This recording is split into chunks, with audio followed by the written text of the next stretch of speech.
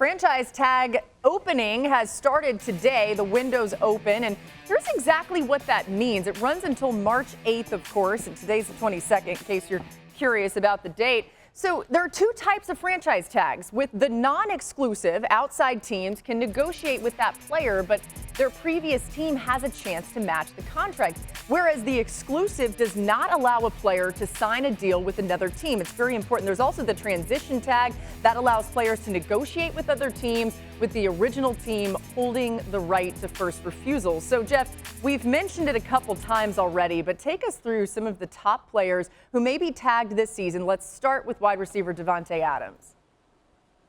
The most important of all, Laura, we know what that's tied to. We just discussed it. But Davante Adams certainly in line at this point to get the franchise tag. Honestly, whether Aaron Rodgers stays or leaves. So this will be the one we will keep the closest eye on, keeping in mind that they can continue to negotiate, as you mentioned, until July to potentially get a long-term deal done.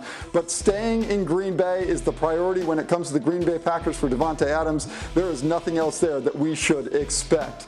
Now, another player that we should be watching, Bengals star safety Jessie Bates. Now, this is a player by all means at 24 years old getting set to hit free agency. The Bengals do not want to see that happen. Instead, I would anticipate that if they can't get the extension done, that this is one of those guys that we see franchise tagged. Zach Taylor has made very clear about how much he loves Jessie, how much he thinks he's taking the right approach. So he would probably get paid quite a bit of money if he does stick with that tag. Orlando Brown, the Chiefs have basically said at this point, after making that trade last year, that they are happy with their blindside tackle and want him to stick around.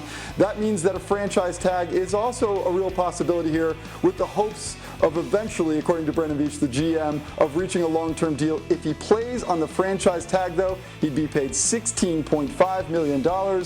Not bad money, even if just for 1 year. Here's a list of the other guys, by the way, that you'll see. Notable guys that we should be watching as potential franchise tag candidates. You see some big names on there. Mike Gesicki with the Dolphins, Mike Williams with the Chargers. We saw what he was capable of this season, so we'll keep an eye on those guys as well in the coming days and weeks. Thank you for watching ESPN on YouTube. For live streaming sports and premium content, subscribe to ESPN+.